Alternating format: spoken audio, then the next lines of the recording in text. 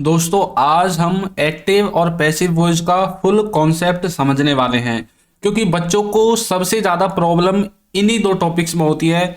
वो active voice को तो समझते हैं लेकिन जब पैसिव वॉइस में ट्रांसलेट करना हो या फिर पैसिव वॉइस में बोलना हो तब उनको समझ में नहीं आता है। तो आज हमें पैसिव वॉइस को समझना है। आप इस माइंड से बैठना कि मुझे आज समझकर ही जाना है। मैं आपको कुछ इस तरीके से इनको समझाऊंगा कि आपके दिमाग में बैठ जाएगा और आप कभी भी भूलोगे नहीं। देखिए, जब आप किसी चीज को रटते हैं तब तो आप उसे भूल जाते हैं, लेकिन यदि आप किसी चीज को समझते हैं तब आप उसे नहीं भूलते और लंबे समय तक याद रख पाते हैं। तो आज हमें रटना नहीं है, समझना है। तो चलिए वीडियो को शुरू करते हैं और वीडियो को लास्ट तक आप देखना और आज आप कुछ सीख कर जाओगे। देखिए, सबसे पहले हम देखते हैं कि पैसिव वॉइस आखिर होता क्या है। तो देखिए, पैसिव वॉइस का मतलब होता है काम करने वाले को छुपाया जाता है। अब जब कोई व्यक्ति काम करता है, यदि हमें उस व्यक्ति को छुपाना हो और खाली ये बताना हो कि काम किया गया है, तब हम उसे पैसिव वॉइस में कहते हैं। और जब हम सब्जेक्ट को दिखाते हैं, यानी कि जो काम को करने वाला होता है, जब उसे दिखाते हैं तब वो एक्टिव में होता है। देखिए, जितने भी टेंस आप नॉर्मली पढ़ते हैं वो सब के सब एक्टिव में आप पढ़ते हैं, लेकिन वो पैसिव में जब कन्वर्ट किए जाते हैं तब हमें उस काम को करने वाले को छुपाना पड़ता है।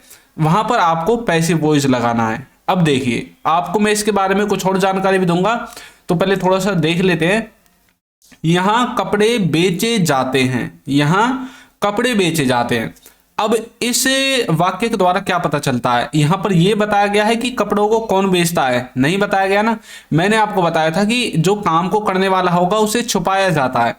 तो यहां कपड़े बेचे जाते हैं, यहां पर यह नहीं बताया गया कि कपड़ों को बेचता कौन है, तो ये भी आपका पैसिव में है। यदि यहां पर ऐसा लिखा होता कि राम यहां कपड़े बेचता है, राम के द्वारा यहां कपड़े बेचे जाते हैं, तो मतलब हम जब सब्जेक्ट को दिखाएंगे और आगे लगाएंगे तब आपको मतलब समझना है कि वो एक्टिव में है, लेकिन यदि नहीं है तो वो पैसिव में है।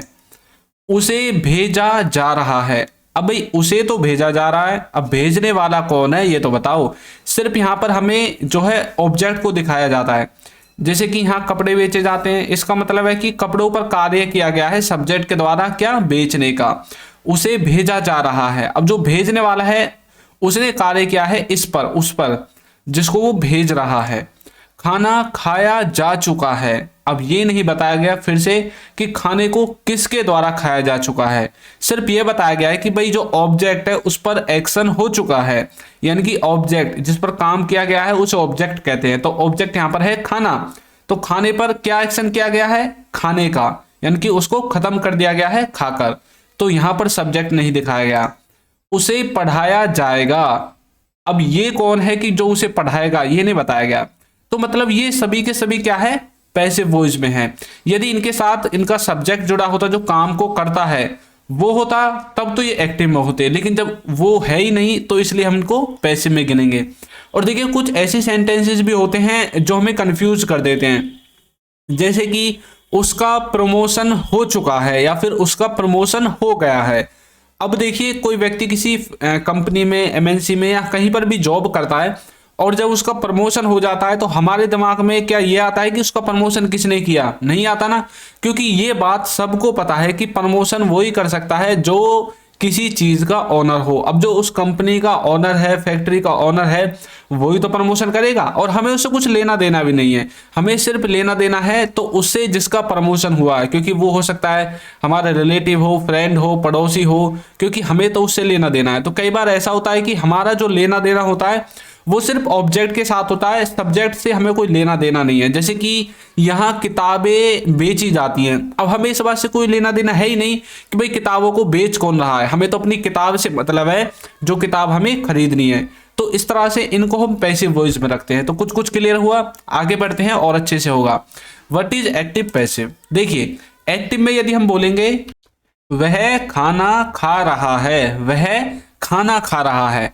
अब यहां पर ये एक्टिव में है क्योंकि खाने को खाने वाला वह है, यानी कि हमारे वाक्य में दिया गया है, इसलिए। तो यदि हम ये बोलते हैं कि खाना खाया जा रहा है और ये नहीं बताया गया कि कौन खा रहा है, जैसे यहाँ पर वह लिखा हुआ है तो वह खा रहा है, यानी कि कोई लड़का है जो कि खाने को खा रहा है। यदि इस वह को हटा दें तब तो ये पैसिव में पहुंच जाएगा। देखिए, खाना खाया जा रहा है, अब ये नहीं बताया गया ना खाने को कौन खा रहा है, सिर्फ ये बताया गया है कि खाना खाया जा रहा है, यानी कि खाने के बारे में बताया गया है, ना कि इसके बारे में कि खा कौन रहा है।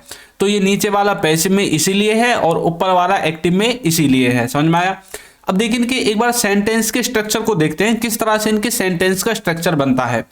ये तो आपको सबको ही पता होगा कि ये एक्टिव का है, जिसमें सबसे पहले सब्जेक्ट आएगा, फिर हेल्पिंग वर्ब, फिर वर्ब और फिर ऑब्जेक्ट। लेकिन जब हम इसको पैसिव में ट्रांसलेट करेंगे तब देखिए यहां पर जो ऑब्जेक्ट है वो सबसे पहले आ जाएगा, यानी कि सब्जेक्ट की जगह ऑब्जेक्ट आ जाएगा, सब्जेक्ट को ये खा जाएगा।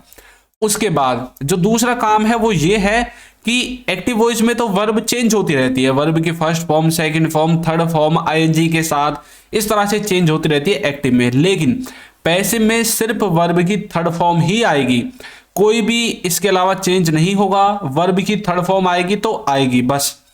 उसके बाद देखिए जो हेल्पिंग वर्ब है उसमें कोई चेंज नहीं हुआ है, लेकिन ये आपका जब इसको ट्रांसलेट करोगे तब मैं आपको बताऊंगा कि इसमें चेंज कैसे होता है, यहां पर मैंने आपको नहीं बताया। और यदि आप चाहते हैं तो आपका जो सब्जेक्ट है, यदि आपकी सल नहीं पड़ रही है, आपको तो भाई लगाना ही है, मुझे नहीं, मतलब मुझे खाली ऐसे नहीं बनाना बिना सब्जेक्ट के, तो जिनको ये काम करना है उनको क्या करना है, लास्ट में बाय लगाकर अपना जो सब्जेक्ट है उसको लगा देना है। ये ऑप्शनल है, आप चाहते हैं तो लगा दो, नहीं चाहते तो मत लगाओ। वैसे यदि आप ना लगाओगे तो ही अच्छा रहेगा, और ऐसे लगोगे कि मतलब जैसे कि आप प्रोफेशनली जो है इंग्लिश बोल रहे हो। और कई बार ऐसा होता है कि हमें लगाना पड़ता है, तो तब भी आप लगा सकते हैं, ये आपकी चॉइस है, ऑप्शनल इसलिए मैंने लिखा है यहाँ पर। तो समझ में आ गया? चलिए देखिए, यदि अभी तक आपने हमारी बुक्स को परचेज नहीं किया है तो लिंक डिस्क्रिप्शन में है, और ऐप को डाउनलोड नहीं किया है, देखिए एक भी पैसा आपका खर्च नहीं होगा जब आप हमारे ऐप को डाउनलोड करोगे। बुक को डाउनलोड करोगे तो ये थोड़ी सी प्रो लेवल में है, तो इसमें तो आपको पैसा देना पड़ेगा, लेकिन ऐप में आपको एक भी रुपया खर्च करने की जरूरत नहीं है, और कंप्लीट फ्री है, और सारा जो इंग्लिश ग्रामर का कोर्स है वो इसमें आपको मिल जाएगा। तो लिंक डिस्क्रिप्शन बॉक्स में है, वहां से जाकर आप इसे डाउनलोड कर सकते हैं। देखिए सबसे पहले स्ट्रक्चर मैंने आपको बता दिया, ऑब्जेक्ट आएगा, हेल्पिंग वर्ब आएगी, वर्ब की थर्ड फॉर्म आएगी, और लास्ट में बाय लगाकर आपको सब्जेक्ट लिख देना है, बस इतना काम करना है। चलिए देखते हैं इंपॉर्टेंट पॉइंट्स। अब ये एच वी जो है इसका मतलब है हेल्पिंग वर्ब, एच का मतलब है हेल्पिंग, वी का मतलब है वर्ब। देखिए अब कोई भी इंडेफिनिट टेंस हो, अब यहां पर आपको याद रखनी है कि पहले मैं आपको प्रेजेंट और पास्ट का बताऊंगा, उसके बाद मैं आपको फ्यूचर का बताऊंगा। तो प्रेजेंट पास्ट के बारे में बात करेंगे। कोई भी इंडेफिनिट टेंस हो, चाहे प्रेजेंट का हो या फिर वो पास्ट का हो, और यदि आप चाहते हैं तो फ्यूचर का भी ले सकते हैं। ये चेंज हुआ कंटिन्यूअस में। देखिए जो इंडेफिनिट है ना, इसकी हेल्पिंग वर्ब जब आप पैसिव में ट्रांसलेट करोगे इंडेफिनिट के किसी भी वाक्य को, तो इसकी हेल्पिंग वर्ब यूज नहीं की जाएंगी, हेल्पिंग वर्ब यूज की जाएंगी कंटिन्यूअस की। जैसे कि मान लीजिए आप प्रेजेंट के इंडेफिनिट में यूज करते हैं मतलब वह जाता है, तो आप बोलते हैं ही गोज। लेकिन जब आप इसको पैसिव में ट्रांसलेट करोगे तो कंटिन्यूअस की जो हेल्पिंग वर्ब होती हैं, देखिए प्रेजेंट में कंटिन्यूअस की हेल्पिंग वर्ब होती हैं इज, एम, आर। पता है ना आपको? नहीं पता तो आप पहले टेंस देखिए, क्योंकि बिना टेंस के आप इनको कर नहीं सकते। तो कंटिन्यूअस में प्रेजेंट में इज, एम, आर, और जो आपका पास्ट है उसमें वाज वर, और फ्यूचर में विल बी, ये यूज होता है कंटिन्यूअस में। तो अब आपको इनकी जो हेल्पिंग वर्ब है कंटिन्यूअस की, इसको उठाकर इंडेफिनिट में यूज कर देना है जब आप इंडेफिनिट को पैसिव में ट्रांसलेट करोगे, और वर्ब की थर्ड फॉर्म आएगी, आपको पता है।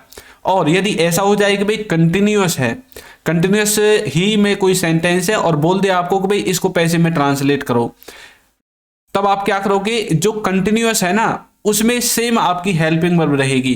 जैसे कि is, am, are, was were आपकी कंटिन्यूअस में रहती है, सिर्फ आपको कुछ नहीं करना, उसके आगे बीइंग लगा देना है, BEING, और फिर वर्ब की थर्ड फॉर्म लगानी है, ये तो आपको पता है, इस तरह से करना है।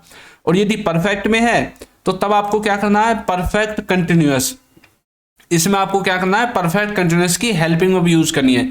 परफेक्ट में आप यूज करते हैं जैसे कि हैज, हैव, हैड, इस तरह से, और परफेक्ट कंटिन्यूअस में आप यूज करते हैं has been, have been, had been, उसके बाद ही तो आप वर्ब की फर्स्ट फॉर्म लगाकर आईएनजी लगाते हैं।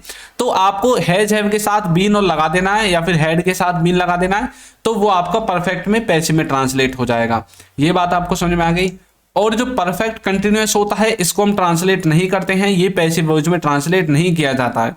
कभी आप सोचने लगो कि इसको क्यों नहीं किया गया, ये नहीं ट्रांसलेट किया जाता है।